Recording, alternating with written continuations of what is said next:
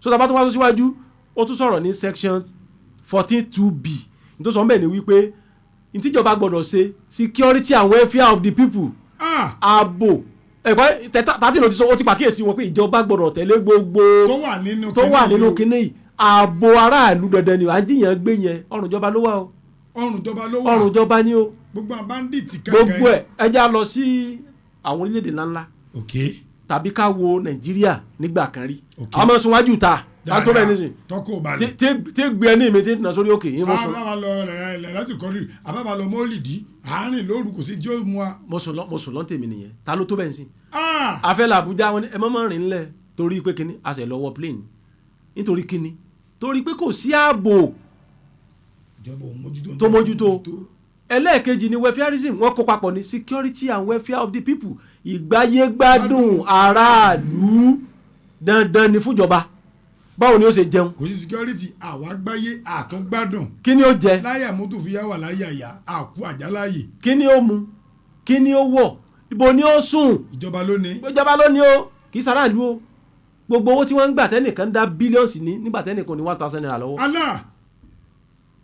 owó wa ni ìsáàmọ́ ni. òfin wa ò fàyè gbà bẹ́ẹ̀. kò fàyè gbà owó wa ibo ló ti rí ìsáwò ló ṣe. wọ́n gbọ́ mọ́tò 200 million. ẹ lè kó o sì rí owó tí ó fi gọ̀kadà bọ́n ṣe bí òun náà. wow. so ara kìíní aráàlú ni àmọ́ bí mo tún ṣe sọ eléyìí náà kò síjọba kankan tó fin lè gbé lọ kóòtù lábẹ́ kìíní kò sí ètò ààbò ẹ sọ ìjọba tẹ́ gbé lọ kóòtù pé nígbà tí ó yí security. ẹ bá ṣàbò kì í ṣe pé àmọ́ òfin gan sọ fún wa táwọn ò bá wọn bí lọ́ọ̀yà mọ̀ constitution wa náà ló sọ fún wa pé gbogbo tó wà lábẹ́ bí o ẹ lè gbéjọba lọ kóòtù fún òun òkè bó la ti fẹ́ gbádùn rẹ̀ nígbà wọn ò bá ṣe ilé ọ̀fẹ́ dàtà ń rí gbé oúnjẹ ọ̀fẹ́ dàtà ń rí jẹ. iṣẹ́ wọn dẹ̀ ni. iṣẹ́ wọn ni. torí pé àwọn ni bàbá tán bí wa. àwọn ni wọ́n bí wa ọrọ̀ ajé wa resources wọ́n ló wà. a jẹ. tá a bá kẹ epo níwájú táwa ń bí nísìn epo rọ̀bì a gbọ́dọ̀ fọwọ́ kàn ìjọba ló ní. tá a bá kẹ gold. a gbọ́dọ̀ ló ti di tiwọn so ohun tí wọ́n bá wá ń pa ń bẹ̀ yẹn ni wọ́n fi ní ká máa ṣe àwọn nǹkan tí à ń sọ yìí àwọn orílẹ̀-èdè lókè lọ́hùn even Brazil níbi tó wà ń bẹ̀ yẹn ó ní ibi tọmọ òde tí ó dàgbà dé iléèwé ọ̀fẹ́ oúnjẹ ọ̀fẹ́ ní Brazil ó ti níbi tí ó ti lọ gbà wọ́n ní food bank ó kàn mú lọ bẹ̀ ní oúnjẹ tí ó jẹ fóṣù kan oṣooṣù ní wàá mọ̀ gbà oṣooṣù ní wàá mọ̀ gbà mẹ́. àbálọ̀ jí ní màá fi fáìn. kí lọ́rọ̀ ajé tiwọn kí lọ́rọ̀ ajé tiwa bẹ́ẹ̀ náà làwọn míì ẹ wà ara àwọn ọmọ wa wọ́n mọ̀ sáká kì í sáré ibì kan wọ̀ tẹ́lómi fi lọ wọ́ bí yẹn ó ti tó bí gbogbo kìíní ṣe dáa tó àléébù bẹ̀ ni wípé tí ìjọba bá lè já rí okùn yẹn fà kú òpé tíjọba bá ti ṣe àlègbè lọ ilé ẹjọ́ ìjọba náà tó yẹ wọ́n tiẹ̀ máa bẹ̀rù díẹ̀ tí wọ́n bá tiẹ̀ dọ́gbọ́n ilé ẹjọ́ gan wọ́n máa bẹ̀rù bọ́ pọ́nbélé lòfin sọ tí wẹ́ẹ́ fi arísí ń bá wà mo fẹ́ sọ fún wa kò ní sí security o. kódà kò ní sí bandit. kò ní sí ìgbà ẹni tí òòrùn jẹjẹ ni wọ́n ní kó lọ pààyàn. a hungry man is an angry man. ẹ̀sọ́ lówó tí ó lè kọ́ kó ní accident. láíláí kẹ́kẹ́ sẹ́sẹ́ pé ìjọ tí ń bọ̀ báyìí májèlé jíbà tí ń bọ̀ láyé ó parẹ́ ayé olówó máa jáde àwọn tálíkà àti ìrètí rẹ o. yóò ní kí ló kàn tẹ́lẹ̀ kí ni ìwúlò. àgbègbè kú pín. gbogbo àǹkọ́ agbófinró ara nǹkan ogun kò lè tán ètò ààbò òyìn táwọn èèyàn ó jẹ ẹni wọ́n fẹ́.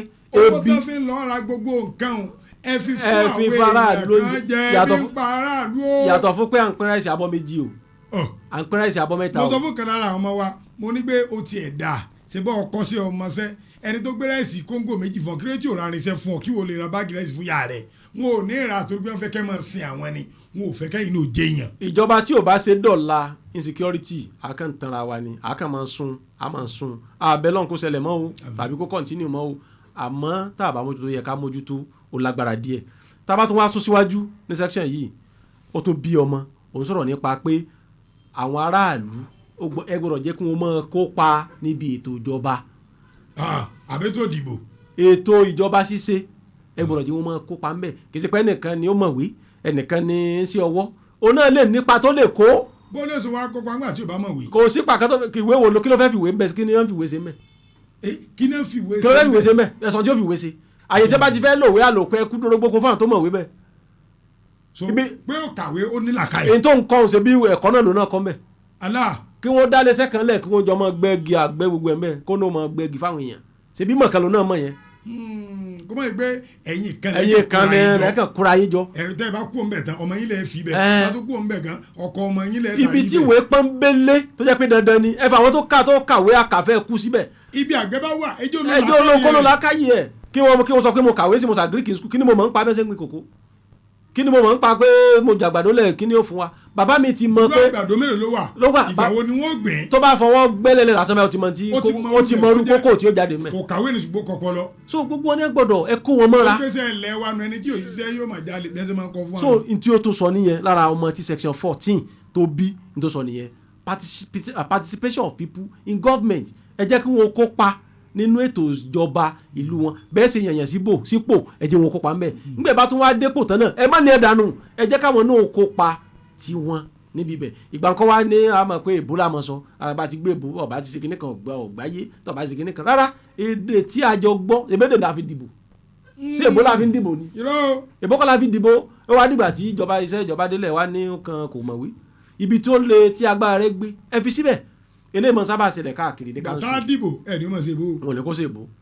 nígbà tó bá di pé wọ́n á ṣe ìjọba so wọ́n ní káwọn náà kún jára ló kópa tó pọ̀ nínú bá ṣe ń ṣèṣò ìjọba tábà wá tó ń bọ́ sí ibi tó parí section 14 yẹn dáadáa ó sọ̀rọ̀ nípa federal character báwo la ṣe ń pín nǹkan ìlú láti ọ̀dọ̀ ìjọba àpapọ̀ wọ́n ní ká máa lo federal character láti pín bí àpẹẹrẹ ń sìn wọ́n fẹ́ gba ọlọ́pàá 10 kò gbọ́dọ̀ fi sílẹ̀ haúsá kò gbọ́dọ̀ fi sọ́dọ̀ Yorùbá kò gbọ́dọ̀ fi sọ́dọ̀ Yorùbá kò gbọ́dọ̀ fi sọ́dọ̀ Ìgbò ẹ pín déédéé ni tó bá jẹ́ pé mẹ́ta lẹ́bàá pín ìlú bá jẹ́ mẹ́ta ó lọ sápá A mẹ́ta ó lọ sápá B mẹ́ta ó lọ sápá C yóò lọ sí gun kọ̀ọ̀kan bá a ṣe pín Nàìjíríà ó ti ní mọ̀ ṣe pín Nàìjíríà 6 geopolitical zones ìlànà a níbi tí Yorùbá fọ̀ sí a níbi tí Haúsá fọ̀ sí a níbi táwọn Ìgbò a níbi tí wọ́n fọ̀ sí tí ó gbẹ fi pé mẹ́fà tó bá jẹ́ pé nǹkan mẹ́fà la fẹ́ pín ẹ mú lórí gúngọ̀ kan lọ́nà mẹ́fà yóò lè kárí. so ìjọba gan gbé kí nílẹ̀ wọ́n pè ní Federal Character Commission ó wà l'Abuja níbi bẹ̀ tó yẹ pé tí wọ́n ti fẹ́ pín nǹkan báyìí àwọn tí ó pinnu iṣẹ́ tí wọ́n nìyẹn bá a ṣe ní ètò INEC tó yẹ pé ètò ìbò ìlànà wà fún EFCC ìpàsípayọ owó ìlànà wà fún àwọn immigration bóyá fẹ́ ṣèrìn àjò àbó fẹ́ gba passport ìtàn wà fún àwọn Federal Character Commission tá a bá fẹ́ pín nǹkan tí ò fi ní fi síbì kan jù tí ò nílò ọ̀dọ̀ ẹ̀yà kan jù ìlànà wọn wà fún àmúlò ẹja bọ́ sí àwọn institutions kọ̀ọ̀kan ẹja wọ àwọn ìyà tó wà ńbẹ̀ ẹja wọ àwọn tó pọ̀ jù ńbẹ̀ ṣé ó dúró bó ṣe yẹ kó dúró sáà pín bó ṣe yẹ ká pín so ó wà nù constitution wa náà a sì wá bọ́ sí section 15. ká tó dé bẹ́ẹ̀ sà àwọn olóṣòfin gan. àwa náà la ṣe nǹkan wa àwọn ò sí fún wa àwọn lẹ́gìí máa sòfin tá a yàn lọ tá a sọ lẹ́ẹ̀kan. nígbà náà kọ́ ibi 1999 náà ni. 1999 súnmọ́ o. kò súnmọ́ àti láwọn òfin tá à ń lò bọ̀ gbà tí democracy mi bẹ̀rẹ̀ ní 1999 ẹ rí i pé 1989 ní democracy mi ò bá ti bẹ̀rẹ̀ tá a fi dìbò yan Abiola àmọ́ wọn ò kéde ìbò náà kó tó di pé ó jọlọ ní pé gbogbo yẹn dàrú ológun gbàjọba gbọgbà tá a tó rí democracy gidi gbé wá tí ò sí nǹkan kan tó takò 1999 ni dandan dẹ̀ ni kí òfin ó tẹ̀lé ìtààmú lò yẹn so 1999 yẹn láti bí òfin tuntun míì tá ń lò báyìí lẹ́yìn pé tá a bá kàn yọ nǹkan kọ̀ọ̀kan kù tá a fi nǹkan kọ̀ọ̀kan kù ní a fi ń pè ní 1999 constitution as amended. bí òfin tẹ̀ ń ka yìí bí gbàgbọ́ bá jẹ́ pé orílẹ̀-èdè mi ló ní ni. rárá orílẹ̀-èdè wa ní. Nàìjíríà ló ní. àwa la ní lílo rẹ̀ ló di wàhálà.